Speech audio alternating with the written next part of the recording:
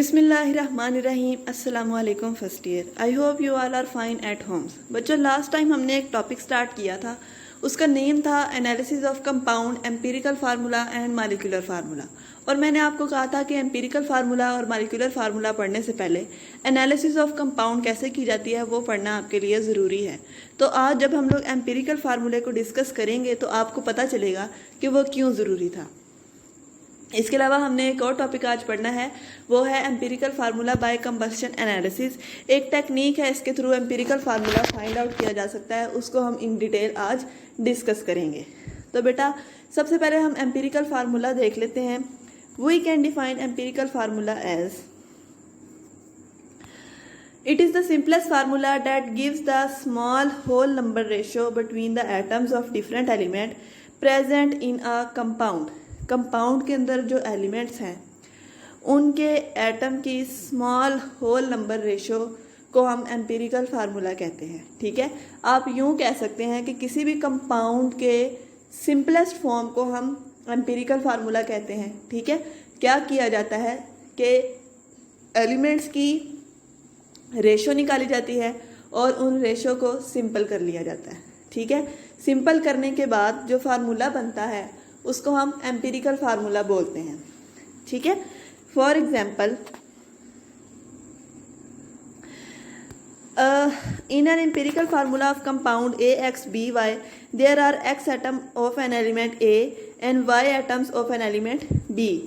For example एक element है, एक कंपाउंड है, उसका एम्पिरिकल फार्मूला है AXBY। इस फार्मूला से हमें क्या पता चल रहा है कि इसके अंदर X एटम्स A के हैं और Y एटम्स B के हैं। ठीक है, अब इसको ये आपको एक्सपोज्ड फार्मूला से समझाया गया है। अब इसको हम एक और एग्जांपल से डिस्कस करते हैं। Empirical formula of glucose is CH2O and benzene is C6H6। अब देखें, ग्लूकोज का फार्मूला था C6H12O6। अगर हम C6H12O6 की सिंपलेस्ट फॉर्म निकालें तो वो निकलती है CH2O। देखिए 6, 12 और 6, इसकी सिंपलेस्ट फॉर्म आपने निकालनी है ना, आप इसको 6 पे डिवाइड कर दें। 6 1s are 6, 6 की जगह क्या आ गया 1। H12 है, 6 2s are 12, 12 की जगह क्या आ गया 2। O6 है, 6 1s are 6, तो O की जगह O के साथ 6 की जगह क्या आ गया 1। तो फार्मूला बन जाएगा CH2O। सेम फार्मूला बेंजीन के लिए C6H6, इसकी सिंपलेस्ट फॉर्म आपने निकालनी है, क्या बन जाएगा CH, इसका एम्पिरिकल फार्मूला बन जाएगा। ठीक है, तो इसको हम बोलते हैं, यानी कि किसी भी फार्मूले की जो सिंपलेस्ट फॉर्म होती है उसको हम क्या बोलते हैं, एम्पिरिकल फार्मूला। अब बेटा, एम्पिरिकल फार्मूला को कैलकुलेट करने के होते हैं कुछ स्टेप्स। मतलब कि आपके पास एक कंपाउंड है, उसका आप एम्पिरिकल फार्मूला फाइंड करना चाहते हैं, तो आप उसका एम्पिरिकल फार्मूला कैसे फाइंड आउट करेंगे, उसके लिए कुछ स्टेप्स को फॉलो किया जाता है और वो स्टेप ये हैं। पहला स्टेप है डिटर्मिनेशन ऑफ परसेंटेज कंपोजिशन। अब देखें, मैंने आपसे कहा था कि एनालिसिस ऑफ कंपाउंड पढ़ना ज़रूरी है। परसेंटेज कंपोजिशन निकालना हम लोगों ने लास्ट लेक्चर के अंदर सीखी थी। क्या किया जाता है, मास ऑफ सब्सटेंस को मास ऑफ एलिमेंट को डिवाइड कर दिया जाता है टोटल मास ऑफ कंपाउंड से और उसको मल्टीप्लाई कर दिया जाता है 100 से, तो उसकी परसेंटेज कंपोजिशन निकल जाती है। ठीक है, तो सबसे पहले हम लोग क्या फाइंड आउट करते हैं, पहला स्टेप है परसेंटेज कंपोजिशन फाइंड आउट करनी है। दूसरा स्टेप है number of gram atoms find करने हैं। पहला स्टेप परसेंटेज कंपोजिशन निकाली है, उसके बाद आपने number of gram atoms find out करने हैं। नंबर ऑफ ग्राम एटम्स कैसे फाइंड आउट किए जाते हैं,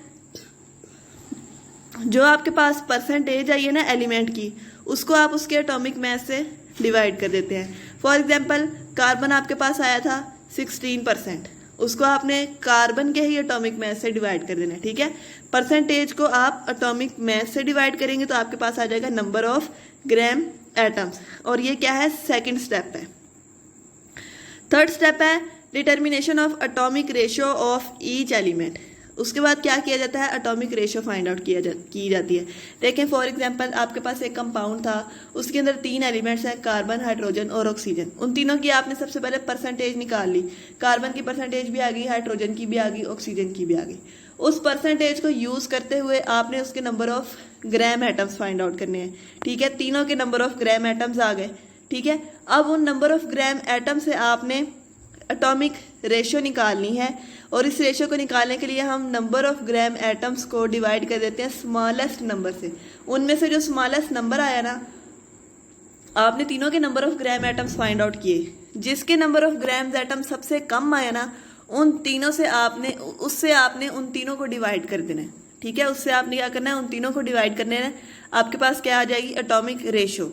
अगर तो वो atomic ratio simple whole number है, यानी कि वो किसी भी एक डिजिट पे डिवाइड नहीं हो सकते, तो वो क्या होगी, वो उसका एम्पिरिकल फार्मूला बन जाएगी।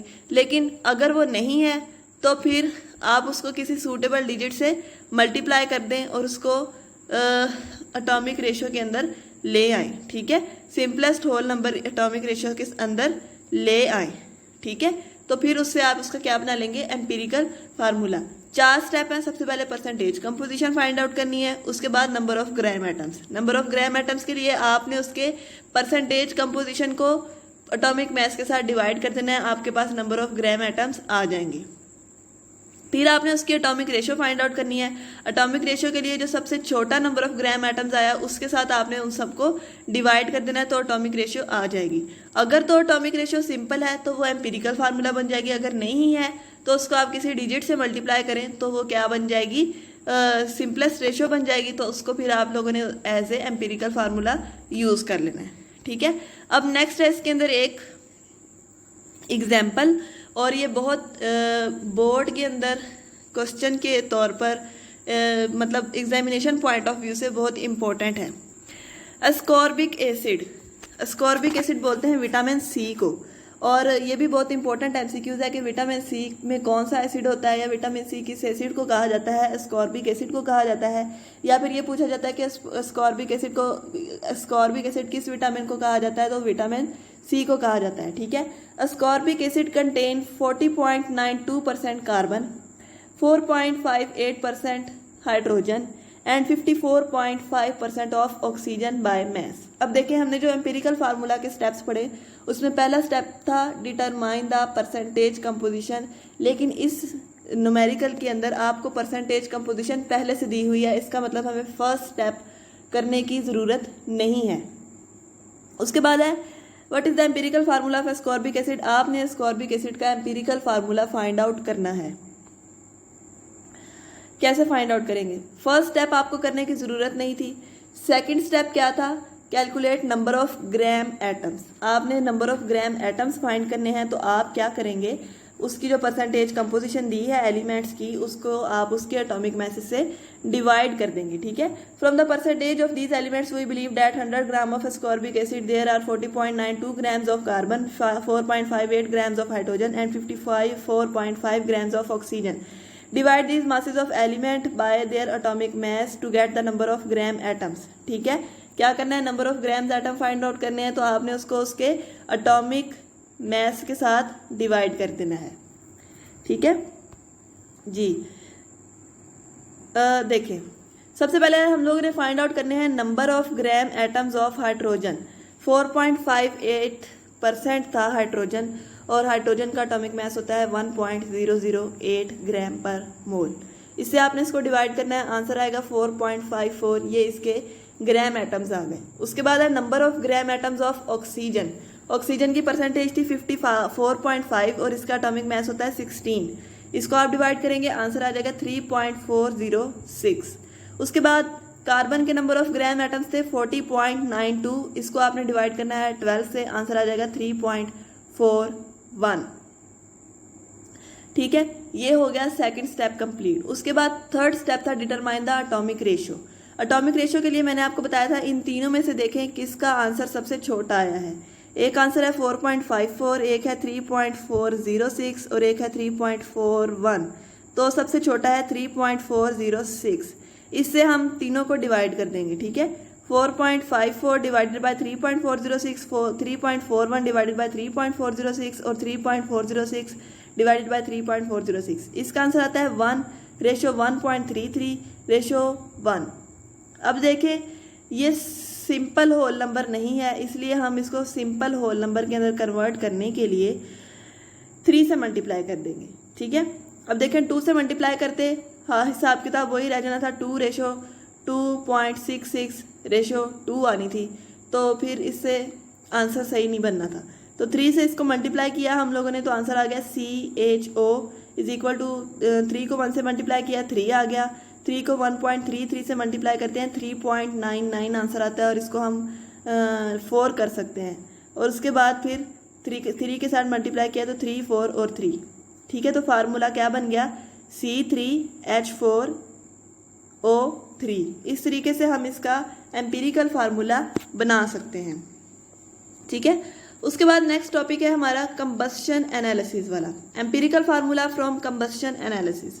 अब कंबस्शन एनालिसिस एक टेक्निक है, और ये ऑर्गेनिक कंपाउंड्स जो कि कार्बन, हाइड्रोजन और ऑक्सीजन से मिलकर बनते हैं, उनके अंदर एम्पिरिकल फार्मूला कैलकुलेट करने के लिए यूज़ की जाती है। Those organic compound which simply consist of carbon, hydrogen and oxygen can be analyzed by combustion। इनको हम combustion के जरिए एनालाइज कर सकते हैं। The sole product will be carbon dioxide and H2O। इसके अंदर जो प्रोडक्ट्स बनते हैं वो कार्बन डाइऑक्साइड और वाटर बनते हैं। And these 2 products of combustion are separately collected। और ये जो 2 प्रोडक्ट बनी हैं इनको हम अलग से कलेक्ट कर लेते हैं, और इनको हम यूज़ भी कर सकते हैं। ठीक है, क्या होता है, ऑर्गेनिक कंपाउंड को एनालाइज किया जाता है। इस एनालाइज के दौरान हमारे पास 2 चीज़ें आती हैं, एक आता है वाटर और दूसरी आती है कार्बन डाइऑक्साइड। इनको अलग से कलेक्ट कर लिया जाता है, और इनको हम लोग यूज़ भी कर सकते हैं। जी, तो क्या होता है इसके अंदर, क्या होता है, a weighted sample of organic compound is placed in the combustion tube. Combustion tube के अंदर वेटेड सैंपल रख दिया जाता है। फॉर एग्जाम्पल आप ग्लूकोज की ही एग्जाम्पल लें, ग्लूकोज का आपने वेटेड सैंपल, मतलब ग्लूकोज का आपने वेट कर लेना कि कितना ग्लूकोज है आपके पास। फॉर एग्जाम्पल 10 ग्राम आपके पास ग्लूकोज था, सबसे पहले आपने उसका वेट करना है। ठीक है, वेट करने के बाद उसको कंबस्शन ट्यूब के अंदर रख देना है। Combustion tube is fitted in a furnace, उसके साथ एक फर्नेस जुड़ी होती है। Oxygen is supplied to burn the compound. उस फर्नेस के अंदर ऑक्सीजन सप्लाई की जाती है, जिससे वो कंपाउंड जल जाता है। क्या होता है, मैंने आपको बताया कि ऑर्गेनिक कंपाउंड जो कार्बन, हाइड्रोजन और ऑक्सीजन से मिलकर बनते हैं। जो हाइड्रोजन होती है वो कन्वर्ट हो जाती है वाटर के अंदर, जो कार्बन होती है वो कन्वर्ट हो जाती है कार्बन डाइऑक्साइड के अंदर। ठीक है, these gases are absorb by MgClO4 and 50% KOH respectively. और MgClO4 इनको अब्जॉर्ब करता है और 50% KOH इनको अब्जॉर्ब करता है। The difference in the masses of these absorbents give us the amount of H2O and carbon dioxide produced. The amount of oxygen is determined by the method of difference. और oxygen की amount को difference method से calculate किया जा सकता है। अब इसकी आपको अच्छे से समझ नहीं आई होगी, आगे एक डायग्राम है उससे मैं आपको समझाती हूँ। ये देखिए, आपने सैंपल ले लिया, उसको कंबस्शन ट्यूब के अंदर डाला जाता है। ठीक है, कंबस्शन ट्यूब के साथ आगे देखिए डिफरेंट फर्नेस लगे हुए हैं। ये जो बॉक्स है ना, ये डिफरेंट फर्नेस है। ठीक है, इसके अंदर क्या किया जाता है, ऑक्सीजन सप्लाई की जाती है। ऑक्सीजन सप्लाई करने से वो जल जाती है। जलने से क्या होता है, हाइड्रोजन वाटर के अंदर चेंज हो जाती है, और ऑक्सीजन जो है वो कार्बन डाइऑक्साइड के अंदर चेंज हो जाती है। ठीक है, अब जो वाटर बना है उसको किसने अब्जॉर्ब करना है, MgClO4 2 टाइम्स। ठीक है, ये एक अब्जॉर्बर है। वाटर जो बनता है उसको ये अब्जॉर्ब कर लेता है, और जो कार्बन डाइऑक्साइड, अब देखो सैंपल पहले फर्नेस के अंदर गया, वहां से वाटर अब्जॉर्ब हो गया। ठीक है, फिर दूसरे फर्नेस के अंदर गया, वहां पर 50% KOH मौजूद था, उसने कार्बन डाइऑक्साइड को अब्जॉर्ब कर लिया। ठीक है, अब जो बाकी की गैसेस बची हैं वो अगले के अंदर चली जाएंगी। मतलब अब पीछे हमारे पास हाइड्रोजन का भी मसला हल हो गया, कार्बन का भी मसला हल हो गया, पीछे रह गया सिर्फ ऑक्सीजन। तो ऑक्सीजन वाला जो कंपाउंड होगा वो आगे चला जाएगा, और उसको हम लोग सेपरेट कर लेंगे। ठीक है, फिर उनका मास फाइंड आउट किया जाता है, जिससे हमें पता चल जाता है कितना वाटर बना, कितना वो बना है, कार्बन डाइऑक्साइड बनी, और पीछे ऑक्सीजन कितनी बची। ठीक है, तो ये अब जब हम लोग आगे कैलकुलेशन देखते हैं ना अगली स्लाइड पे, तो आपको समझ आ जाएगी कि कैसे फाइंड आउट होगा। ये देखें, परसेंटेज ऑफ कार्बन कैसे फाइंड आउट की जाती है। देखो, कार्बन किस में कन्वर्ट हो गई थी, कार्बन डाइऑक्साइड के अंदर। तो mass of carbon dioxide divided by mass of organic compound. सबसे पहले मैंने आपको कहा था ना कि ऑर्गेनिक कंपाउंड का आपने मास फाइंड आउट करना है, ठीक है। तो जो कार्बन डाइऑक्साइड अब्जॉर्ब हुई है उसका मास और ऑर्गेनिक कंपाउंड का मास इससे डिवाइड किया जाता है, मल्टीप्लाइड बाय 12 कार्बन का mass divided by 44 carbon dioxide का एटॉमिक मास मल्टीप्लाइड बाय 100। इससे निकल आएगी परसेंटेज ऑफ कार्बन, ठीक है। इसी तरह percentage of hydrogen find out की जाती है, mass of water divided by mass of organic compound multiply by 2.016। अब 2.016 क्या है? मैस, एटॉमिक मैस होता है हाइड्रोजन का, ठीक है। अब यहाँ पे H2 है, 2 है कंपाउंड, तो 1.008 को हम 2 से मल्टीप्लाई करेंगे, 2.016 है, divided by 18 mass of atomic mass of water multiplied by 100। इससे निकल आएगी परसेंटेज ऑफ हाइड्रोजन। अब हमने ऑक्सीजन की फाइंड आउट करनी है, तो टोटल मैंने आपको क्या बताया था कि कोई भी चीज़ का टोटल 100 होता है, तो 100 में से हम माइनस कर देंगे इन दोनों को, कार्बन और हाइड्रोजन की निकल आई ना, इन दोनों को आप प्लस करें और 100 में से माइनस कर दें, पीछे जो बचेगी वो ऑक्सीजन की होगी, ठीक है। तो percentage of oxygen is equal to 100 minus percentage of carbon plus percentage of hydrogen. इससे हमारे पास परसेंटेज ऑफ ऑक्सीजन निकल आएगी, ठीक है। और आगे का एम्पिरिकल फार्मूला कैसे कैलकुलेट किया जाता है आपको पता है, पहला स्टेप था डिटरमाइन परसेंटेज कंपोजिशन। तो परसेंटेज कंपोजिशन हम लोगों ने कंबस्शन एनालिसिस से निकाल ली, और बाकी के अगले स्टेप को कैलकुलेट कैसे किया जाता है वो हम लोगों ने अभी अभी सीखा है, ठीक है। तो अगले स्टेप इनको फॉलो कर लिया जाता है। फॉर एग्जाम्पल, अब यहाँ पर एक एग्जाम्पल दे दिया ताकि आपको समझ आ जाए। A sample of liquid consisting of carbon hydrogen and oxygen was subjected to the combustion analysis. एक सैंपल था, उसको कंबस्शन एनालिसिस के अंदर डाल दिया उन्होंने, और ये कार्बन हाइड्रोजन और ऑक्सीजन से मिलकर बना था। 0.5439 ग्राम ऑफ कंपाउंड गेव, अब ये कंपाउंड का टोटल मैस है, ठीक है। 1.039 carbon dioxide, 0.6369 gram of water. Determine the empirical formula of compound, आपने इसका एम्पिरिकल फार्मूला फाइंड आउट करना है। देखें, ऑर्गेनिक कंपाउंड का मास है 0.5439 ग्राम, कार्बन डाइऑक्साइड का मास है 0.39 ग्राम और मास ऑफ वाटर है 0.6369। हम क्या करते हैं, सबसे पहले हम लोग परसेंटेज फाइंड आउट कर लेते हैं। परसेंटेज फाइंड आउट करने का फार्मूला अभी अभी हमने पढ़ा है, 1.039 over 0.543 mass of carbon dioxide divided mass of organic compound multiplied by 12 over 44 multiplied by 100, ये आ जाएगी 52.108। इसी तरह हाइड्रोजन का कैलकुलेट करना है, इसी तरह ऑक्सीजन का कैलकुलेट करना है। फिर आपने फाइंड आउट करने हैं number of gram atoms. Number of gram atoms के लिए हम क्या करते हैं, परसेंटेज को उसके एटॉमिक मास से डिवाइड कर देते हैं, ठीक है। तो इसको आपने उनके एटॉमिक मास से डिवाइड कर दिया। कार्बन का एटॉमिक मास 12 है तो उसकी परसेंटेज 52 आई, 52 को हम लोगों ने 12 से डिवाइड किया, 4.34 आ गया। इस तरह हाइड्रोजन का, इसी तरह ऑक्सीजन का। फिर आप क्या करते हैं, एटॉमिक रेशियो फाइंड आउट करते हैं। एटॉमिक रेशियो के लिए जो ग्राम एटम्स जिसके सबसे कम आते हैं उससे सबको डिवाइड कर दिया जाता है, ठीक है। तो आप देखें, इनमें सबसे कम ऑक्सीजन के आए हैं 2.17, तो 2.17 से सबको डिवाइड कर दिया जाएगा।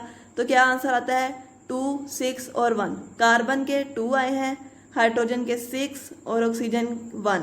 तो एम्पिरिकल फार्मूला क्या बन जाएगा, C2H6O, C2H6O, ये होगा इसका एम्पिरिकल फार्मूला। इस तरीके से हम लोग एम्पिरिकल फार्मूला दोनों तरीकों से फाइंड आउट कर सकते हैं। Percentage composition find out direct method है, और एक कंबस्शन एनालिसिस वाला मेथड है जिसके अंदर हम पहले परसेंटेज कंपोजिशन फाइंड आउट करते हैं, और परसेंटेज कंपोजिशन फाइंड आउट करने के बाद नंबर ऑफ ग्राम एटम्स और एटॉमिक रेशियो और फिर उसका एम्पिरिकल फार्मूला कैलकुलेट कर लिया जाता है। उम्मीद है आपको समझ आई होगी। अल्लाह ताला आपको अपने हिफ्ज़ व ईमान में रखे। अल्लाह हाफिज़।